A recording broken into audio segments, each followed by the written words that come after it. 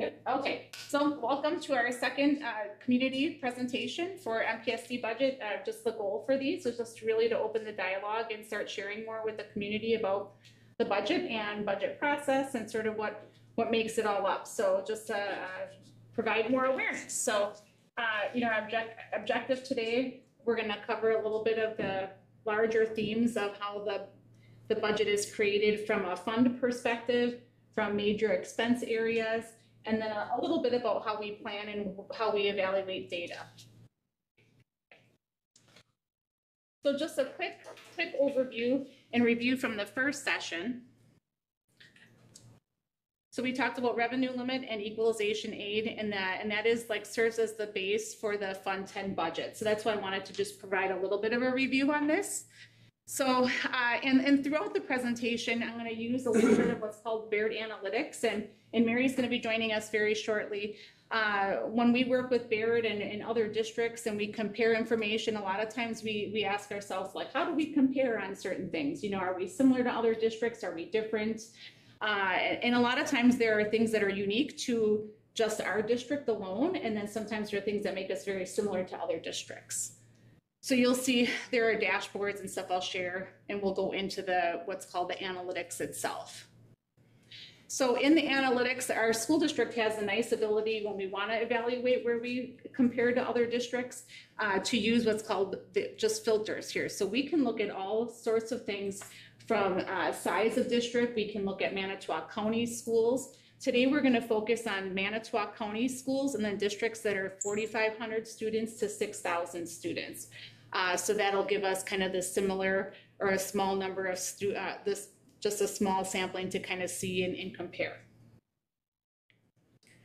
So related to the first session, we talked about the revenue limits. That's the base of our Fund 10 budget.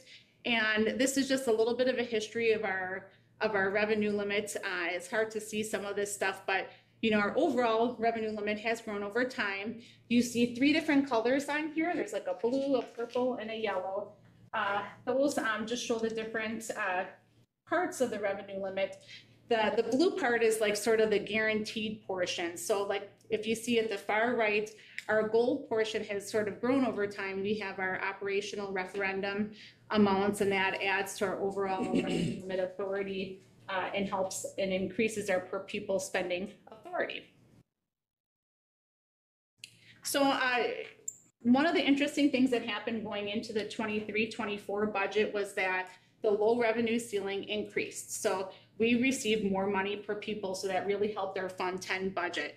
And I'm going to go into the Baird Analytics, and right here you see that these are all the Manitowoc County school districts, and there's $11,000 per student for all of the districts except Breesville has a little bit more. They have $11,718 per student. So what really happened was in a district, if they had over $11,000 per student going into last year, they received a $325 per pupil increase. So not all districts received that, but everyone at minimum came up to 11,000. So that's why you see all of those districts at 11,000. And in Breesville was already above that, so they received more. Let me go back here. Just going to click on this here.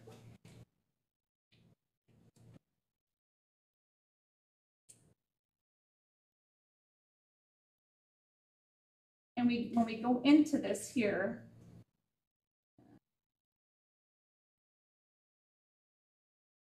we can see here you have the revenue per student. And actually, I'm going to go back here. And that the year before that, most of the districts were at $10,000 per student. So you can see here, Baldur's had a little bit more, and then Kiel had just above $10,000 per student, and then Manitowoc, Michigan, and Two Rivers, we were all set at that low revenue ceiling. So that, that really has made a major impact that we have that additional revenue. That was additional revenue that we were not anticipating originally. Okay.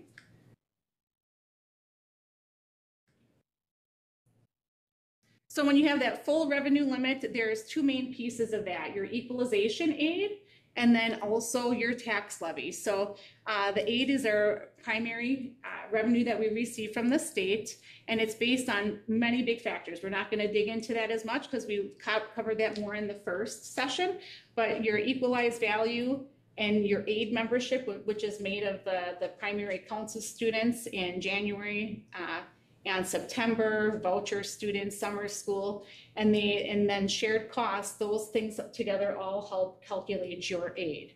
And then when you take the aid, after the aid is taken out of that, the balance ends up being your tax levy. But this is a little hard to see, and you can see it in the handouts, but really the balance between your full revenue limit, what's covered by aid, and then what you're able to tax to your tax base varies significantly. So all the way on the left, back in 2019, 64% of our revenue limit funding came through state aid, and then the rest was the tax levy. This past year, it was all the way down to 58%. So that changes over time. You can see a peak in 2023, and that was a year when we had significant, there was just increased state aid, so then there was property tax relief, essentially. The districts, in a way, didn't receive any more funding to spend for students. It was just, additional aid, and that lowered the tax levy significantly. So some of the other like levy factors that come in here. So you have, and this just kind of helps tell our story between different districts. So when you have your levy, we in Manitowoc only have a Fund 10 general levy. So we don't have any referendum debt at this time, and we do not have a community service fund. So there are some districts that will have really like a base of a levy. So let's say they'll have $6 as their general levy, and then they may have 25 cents as their referendum debt levy, and then maybe 10 cents of community service, So that all is combined for many communities, but for Manitowoc, we only have the Fund 10 levy. So you can see, it's hard to see the detail in these slides, but when you see the big long purple bars, that's like the Fund 39 referendum debt that districts have, and the small blue ones is the Fund 38. That's within the general operating levy. So that ends up being, you can just see it's very clear that a lot of districts will have more Fund 39 debt compared to that, and we're debt-free at this time. So that is a major difference between us and our other county school districts. We're also unique. Kiel has an operational referendum, additional referendum authority, as well as us, but the other districts do not have that. So, and then voucher exemptions, Manitowoc is very high in vouchers just because their volume, and that's going to be proportionate to a degree, but an independent variable on this does impact the levy for the district. So levy and mill rate all together, just to kind of finish up the summary, over time, we were as high as $7.86 back in 2019. And we went to all the way down to $5.51. And so we did a partial increase last year up to $6.65. So it was a major increase last year as a result of just the operational referendum taking effect, and us having a loss of federal funds, which was really critical because the state didn't offer us additional funds during the time when we had ESSER funding, and so we were fortunate that we had the operational funds in order to operate at the same time.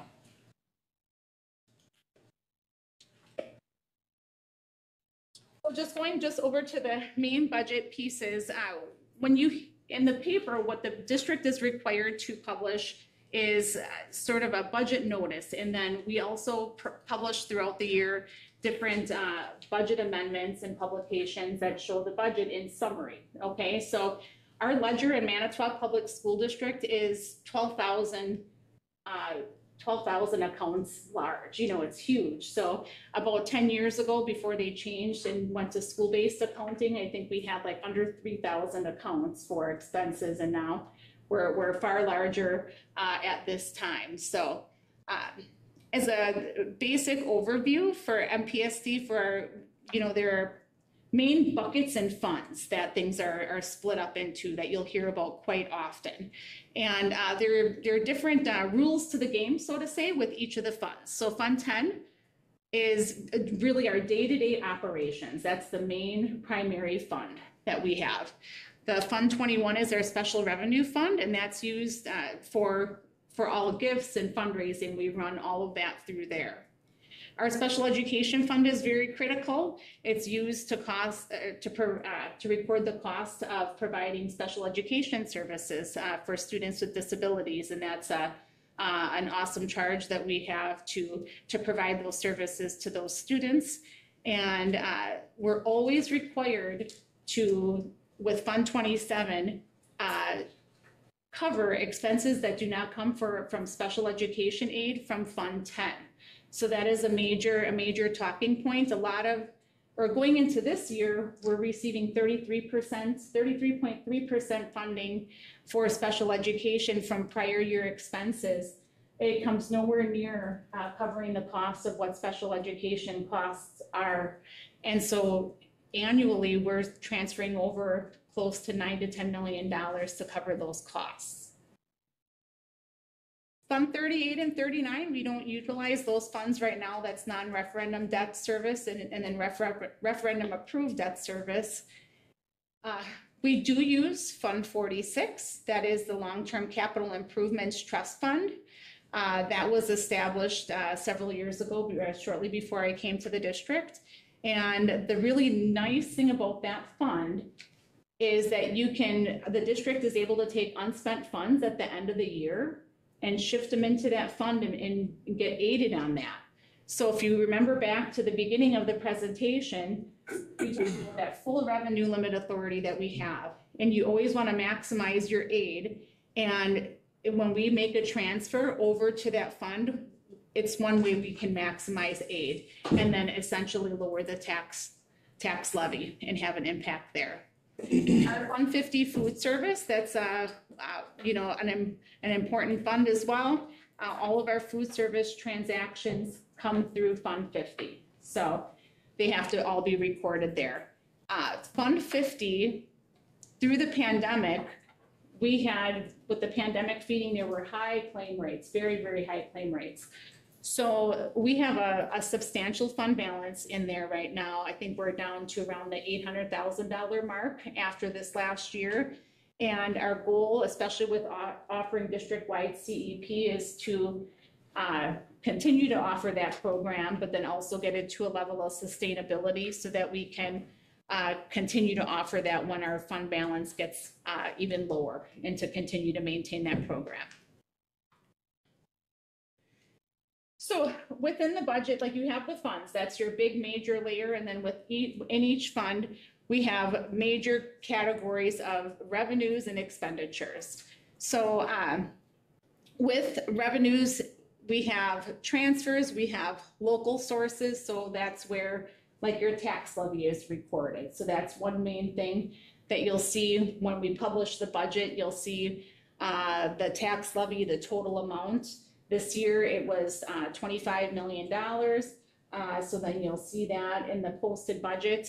And the budget publication will show you the change from the previous year. So that's always interesting to see that. Maybe I should have brought in copies here today, but I didn't. The other major ones that we use, we received the state aid through just our general equalization aid. We receive other categorical aids, which is per pupil aid. So when we get that aid, it's outside of the revenue limit, so it does not have an impact on taxes. And we get $742 per student. Then we have common school funds, which is library aid. And then we have federal grants, IDEA for special education, title, and then ESSER funding is really is falling off. So one of the things that I was going to show in here, see if we can do that briefly.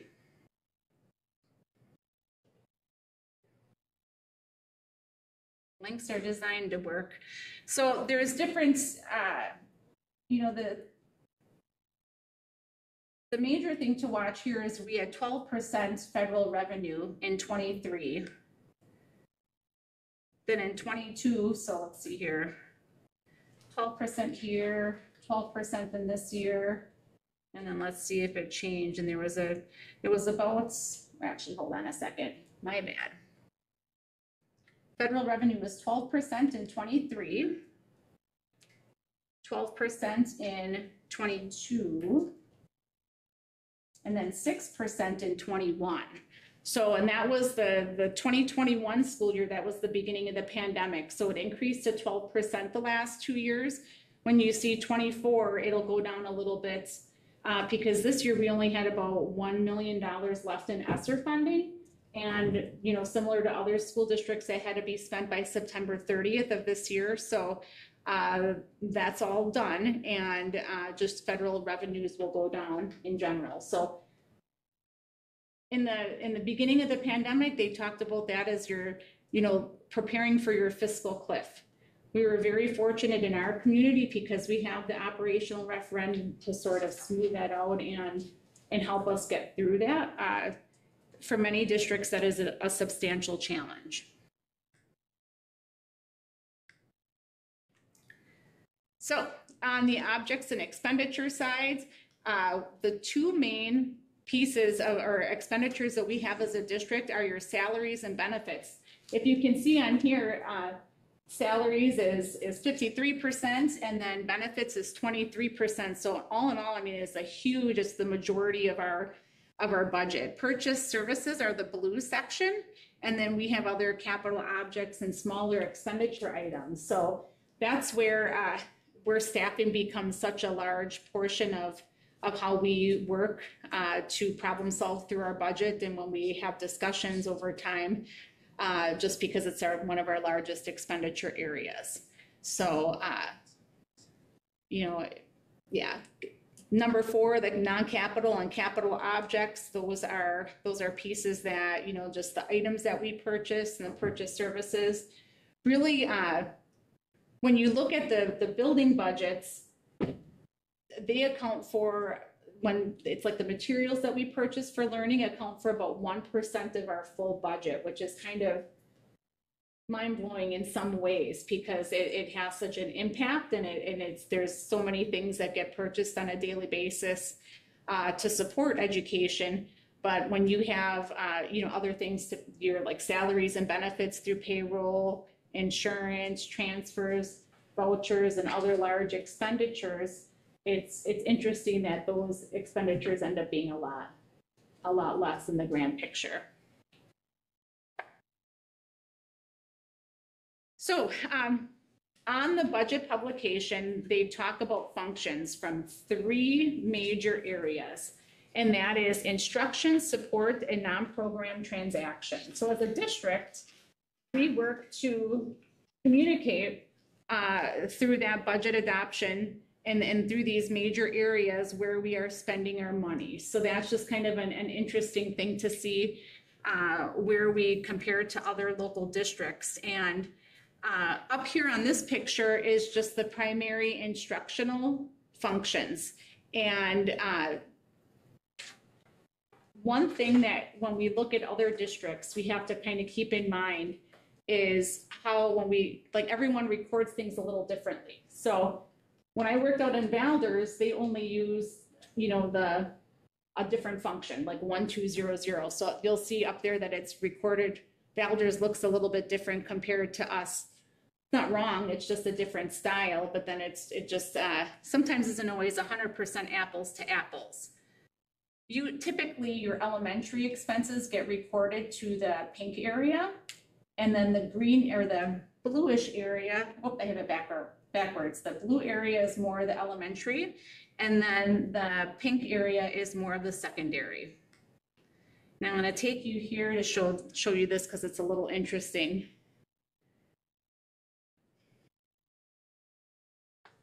Even if you can't see the full detail, this is that same graph that was in that PowerPoint, and I have just those main instructional functions selected.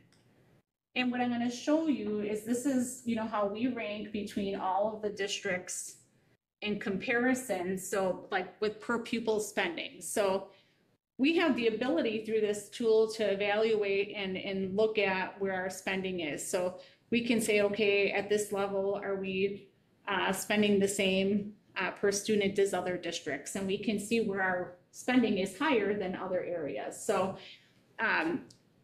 if you think about in the grand scope of things, instructional costs, support costs, and then what they call those non-program transactions. The good news about us being all the way over and in sort of first place with what we're spending per pupil is we're directing and funneling the most of our costs towards instruction. So you'd rather, it's better to see that than if we were, spending all kinds of extra. I mean, we have a lot of needs in the support areas as well, but you want to make sure that you're in the balance of your full expenditures supporting instruction. I'll show you just to get another little flavor of this, just the support areas.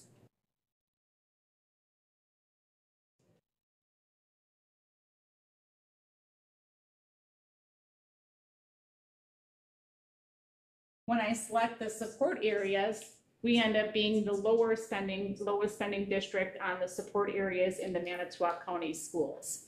So thinking about that, I mean, we don't have any of our referendum debt, those types of things. I mean, this is 2027, so that really wouldn't necessarily be included in there. But one of our goals, especially with the grand amount of needs that we have for our buildings, is that we are going to be working to increase our expenditures in these areas. The fours are called non-program transactions. And when you look at those, they are things like our vouchers, our tuition that we pay, and we're second place in here. We have a lot of that. Some of the open enrollment and voucher expense is out of our control. So we, that's one of those things where, there are certain ways we can shape and work to reduce how much we pay for open enrollment expenses to funnel to other areas. But some of the voucher expense is just a part of what we have to pay, and that's a requirement. So I think coming from the side of being a teacher and then going into the land of being a business manager, one of the most surprising things is how much we pay in non-program transactions, because it's a large, substantial amount. We're paying, $3,300 per student in those areas, and that's, or for our revenue, and that's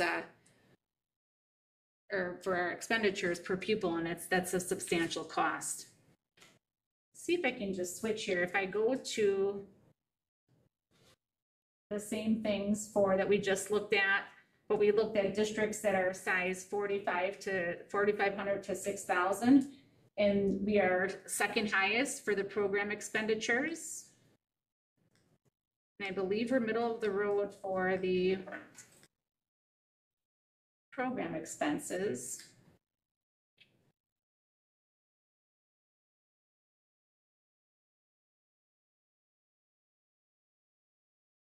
So we fall middle of the road, we're average in that area. And then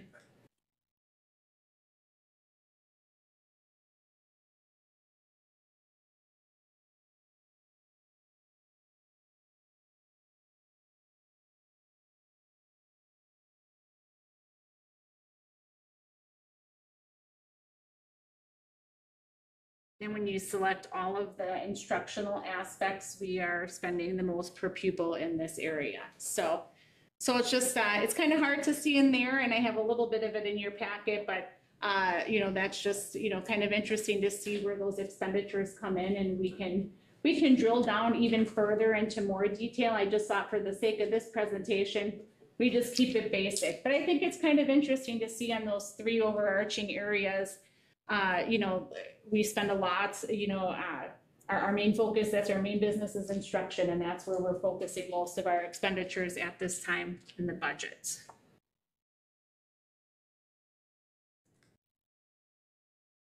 For this already. So this isn't really meant for digestion, but this year we started to do a little, take a little more of an intentional approach to dive into our budget planning. And this is just an example draft worksheet of expenditures. And, just over time, and for Manitowoc's story, we went through having a junior high model, switching to middle schools format. Then we had the pandemic. And then we're coming out of that, and we've had a lot of change in staffing, administration, and we've worked to just sort of dissect our budget. And, we're going to continue this work just so we can have a greater understanding. So, when we're planning budgets, that we can have a little more detailed information overall. Just in general for budget planning and strategic considerations, we need to increase our funds for buildings and grounds budget. Right now, our goal should be about 2% of our insured value. And so right now we are, a little over $1 million, and we need to grow to between 5 and 6 million if we would hit that target in order to be taking care of our buildings on a proactive cycle. So we have a lot of work ahead of us on that front. Fund 50, the CEP, balancing that and being self-sustaining there. Increased cost of healthcare. We are self-funded for insurance, which overall gives us the best bang for our buck, but also means that it's a huge consideration when we budget. And then our students and staff ratio considerations, just things that we need to think about when we go through the budget process. So I'm going to bring Mary up now. If you want to come on up, Mary's here from Baird, and she's going to talk a little bit more about some of the other things in here in the model that we have. So in the tool that Angela is using is called School Analytics, and it takes all the data that is generated by all these school districts around the state, and we try to put it into some more easy to digest visuals. So that's what you see here. So this is looking at staffing data. So school districts around the state submit a report to the Department of Public Instruction for their licensed staff, and that's what we see here. So we can see a summary for 2023-24. That there were 510 licensed staff, FTE, and the district enrollment that was reported there. And you can see that even by building along the right-hand side, it's kind of small, but you can see where the staff are mostly concentrated. Yeah, go ahead. So there are other areas, and if we have some time, I think, so we could probably take a peek at some of those other areas. So we can look at staffing information, we can look at school level information. So we take data and drill it down so we can look specifically at, say, an elementary school. And again, you can filter it like Angela was doing. You can look at what about counties? How do we compare to the county or school districts of like sizes to Manitowoc Public School District. We also have some mapping, which is kind of neat, just looking generally to some big topics. Where does, who is like higher or lower than certain? And we'll take a peek at that just because it's kind of fun to look at. Then we also have correlations and an add-on feature. I don't know if you have that queued up for today, but that is a really nice feature. It's an additional feature where monthly the district submits data to Baird, and then it helps with doing some projections, budget analysts, and the like. Yes, and that's a really nice thing that we're going to use more with our finance committee and reporting of financials. It looks at your spending over the last 5 years, and you can compare that, which is really, really nice. So should we go to the tools for the, I'll cue it up here.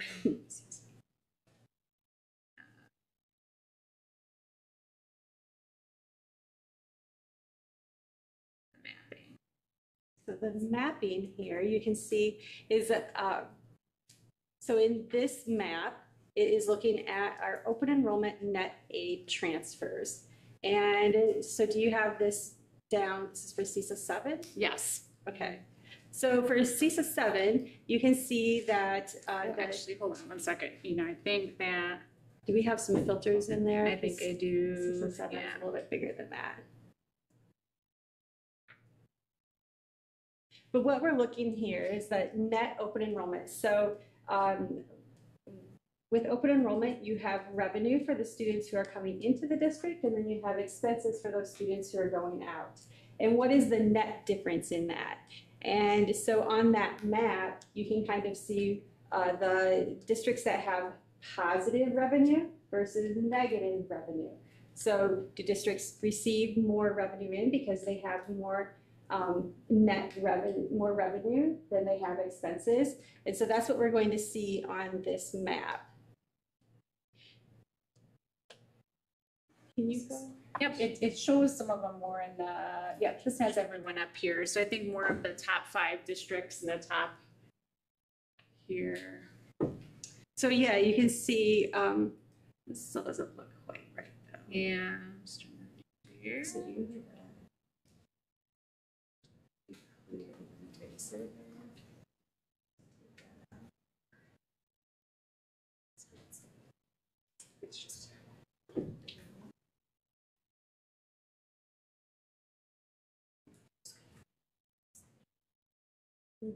really scroll in. So if you go to, just go down where that 7 is, kind of, you see that little eraser right there? Let's just make it the whole. There we go. Oh, that's where we had, okay. Oops. We had it very filtered. Yeah. Can we select all on these? Should be able to. So again, if you go to, let's clear all of the selections. I have to do that as well. So you do that little eraser. Gotcha. Okay, I got it. Okay. All right, here we go. There we go. So this is looking at the whole entire state. There we go. And if you see the grade districts, those are the ones that have a negative, open enrollment negative. And you can see that Manitowoc Public School District is one of those districts. Mm-hmm. And the more of the bluish, greenish color, those are districts that have positive. So if you look, you can kind of, and this is generally the way you can see it around in the vicinity, obviously. There are students who, if they're leaving your district and you have a negative, there are probably other districts around where you can see maybe they have positive, and that's what we can see here too. And we do see, even in we have a lot of students that go to Valders and Mishicot and Two Rivers. That for Manitowoc, we have many students that open enroll to those districts. So if you look at, I don't know if I want to, just at CISA 7, our top districts in the area, we're one of the bottom 5 districts for the amount that we lose. So that's an opportunity for us as a district to get more money back to us by trying to attract more students to Manitowoc Public School District. And that's something that, we always talk about working to reduce as much as we are able. So a way of looking at increasing revenues potentially. Yes. Yes, that's a good We can clear this then. So another expense, and this is also something that Angela was talking about, how it also impacts taxes as part of the revenue limit calculation. It's an exemption, and it's called a voucher exemption. And so there is a portion on the revenue limit worksheet that allows districts to increase the tax amount for the amount of vouchers, and at the same time there's a corresponding expense. So it doesn't impact the surplus or deficit for the school district, it just impacts the tax levy. And you can see here, all of those blue districts are districts that have voucher exemptions. And so you can see that the state is quite filled in. And we're just gonna go back and so you can see how this program has grown and changed. So this is back in 2019. So then you can see that the voucher program, there were in our neck of the woods, we were already being impacted by that, but you can see how the state is certainly filling in, and that voucher program, 85% of districts across the state have vouchers. And then again, if we zoom into CISA 7, and you can see that Manitowoc is amongst the top 5 districts for voucher expenses. Okay, and then just a couple other small things. Yeah. What else did you want to look at? Let's try to think. The other thing we were going to maybe show them was just the correlations, but otherwise we could turn it over to questions too. We can maybe show them one. Did you go into staffing already? I did not go into. Did you want to? Could do that. You have your filters on already. You know, I don't know if I made a filter for this one. Okay. If you didn't, we can just. These are larger districts here.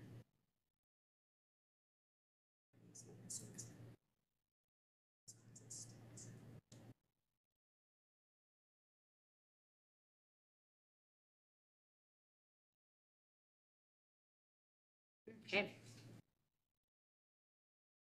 So this is again looking at those districts of like size, so 4,500 to 6,000 students, and what is happening with staffing. So again, it's taking that data that all school districts are submitting to the state and putting that into visuals then that you can look at, and you can see the various staffing summary.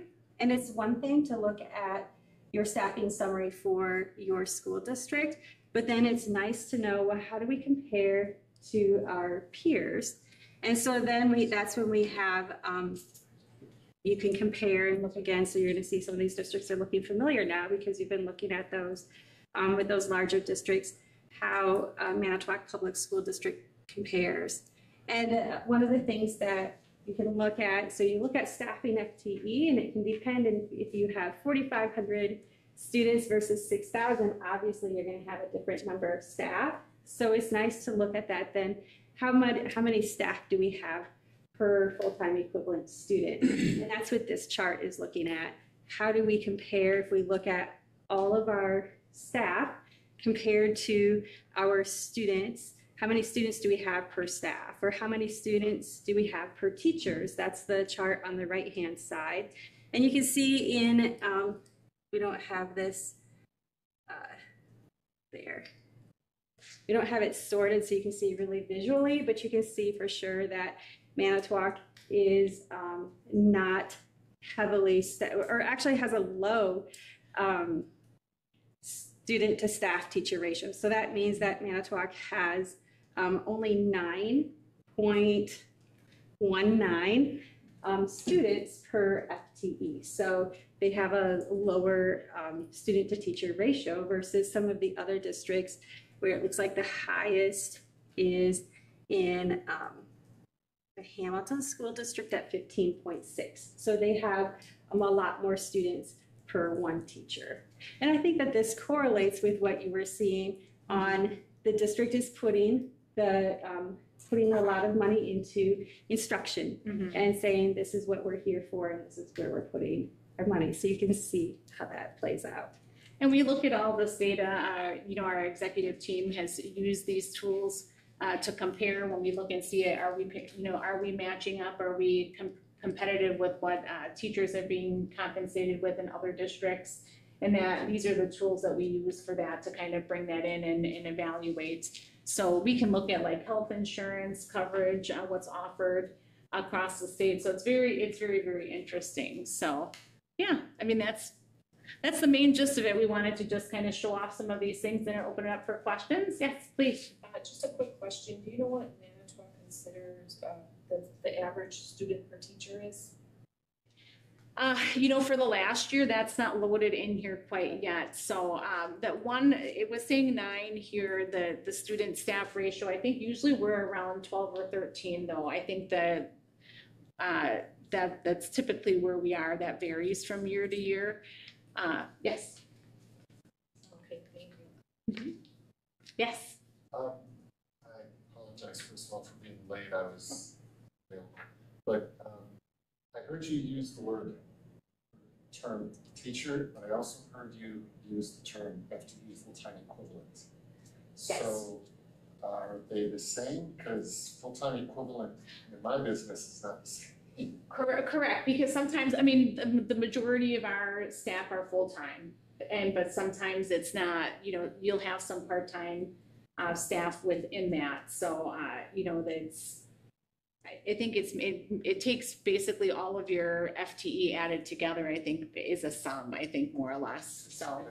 So is it reasonable to assume that if you have only 9 or 10 students per FTE, that you would assume that means the students are getting a lot of attention versus someone who has maybe 20 students or 15 students? Correct. And if that's true, then would it be fair to then expect Mm-hmm. that the students in a district with that kind of ratio would be excelling academically?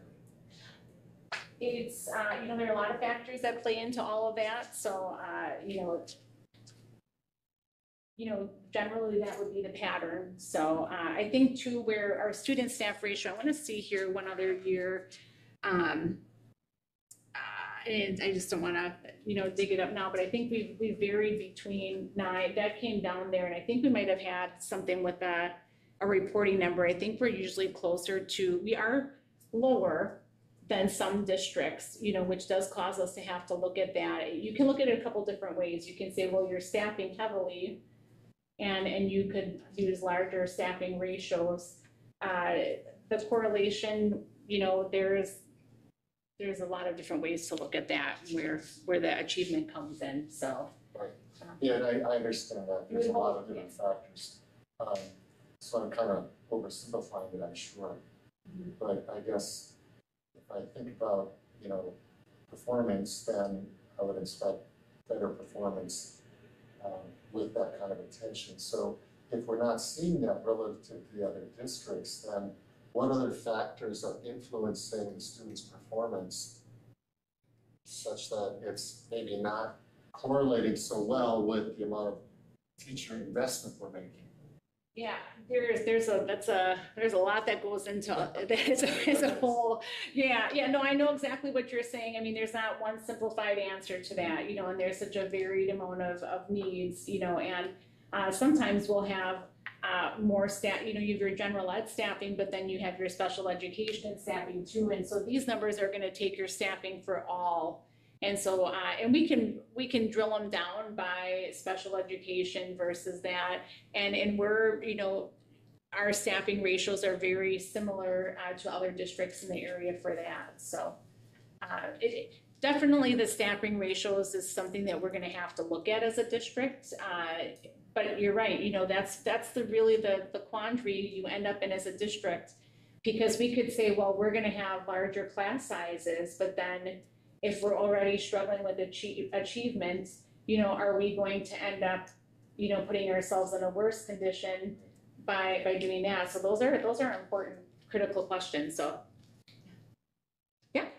I thought this was about the building projects and plans. Are there other public input meetings specifically towards that? Yeah, we will be. I mean, this was mainly just on the overview of the budget, just in general, and some, higher level strategic stuff, but we will be planning some stuff this fall. Follow up to that.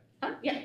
So like with our superintendent recently resigning, and Mike reporting at the last meeting that there was over $1 million of money set aside for improvements, but he couldn't make those improvements because he didn't know what to improve.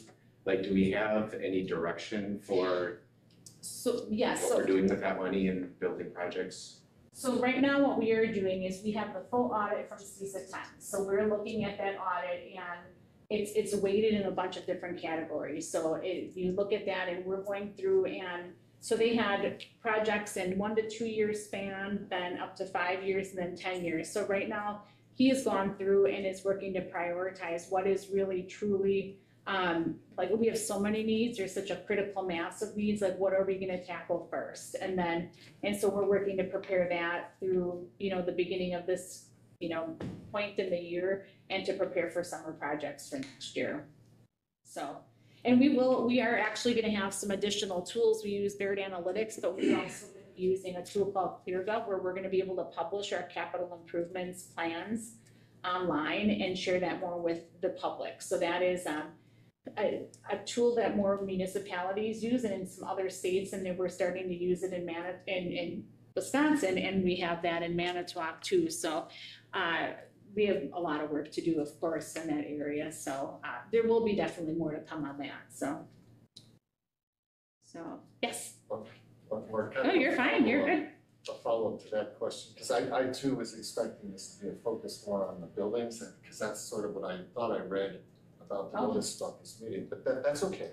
Yeah. I'll certainly look forward to future meetings. Maybe something I crossed in the media. Yeah, but as long as you brought it up. Yeah. Oh, you're good.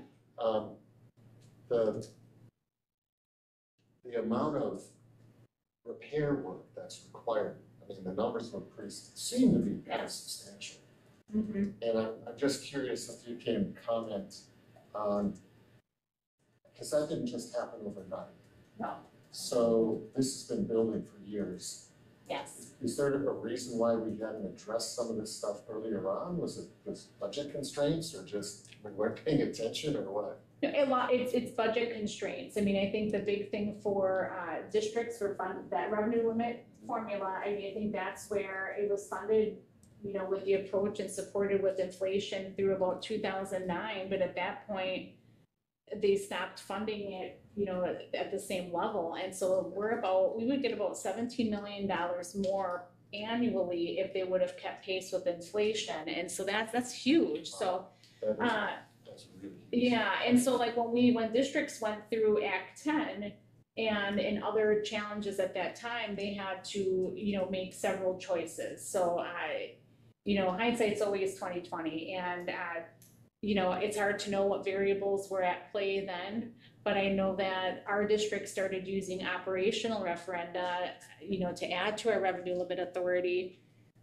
Oh gosh, I wanna say around 2014, 15 already. And so we have these challenges even with going out and adding operational referendum on top of it. So our goal, and we have a lot of discussions to have, and even though we have a gap here now with the superintendent, our team still continues to work, and we've been planning and just having discussions about how to approach that critical mass all through the summers. It's overwhelming, you know, because there's no easy way to tackle it, and we're gonna have to make choices about doing this, and then it might be that we make a choice in one direction and then something else happens that we're like, oh, you know, so we just have to continue to make plans and work on it. I think one thing you had said before too was like, we should have $5 or $6 million a year in our budget to upkeep our buildings, and we have like maybe one. So, I mean, you multiply that over 10, 15 years, and that's buildings. If we were to add, so what I did is a rough calculation to start figuring out how do we get to that point, you know, because you can't do that overnight without major changes. So as a target, if we were to say as a district, we are gonna look to add $500,000 to our buildings and grounds budget annually, we would get there in 10 to 12 years. So it's not unmanageable, but there are a lot of guarantees, and you don't know where your funding is, and so it's not a quick answer. But then on top of it, we're gonna have some larger projects we're going to have to you know, talk as a team and come to the public with as well. Ultimately, we're not gonna be able to get them done just with the general operating budget. That would be impossible. It's great that we have no debt, but it's horrible that we have no debt as a district, because we don't have, most districts are able to manage that debt and have some debt falling off and then plan additional projects. So we have a lot of work ahead of us. So any other questions? Well, thank you for coming. Thank you for being here, and we hope to have more of these sessions, you know, and we'll get some going on the buildings too as we get that going. So thank you.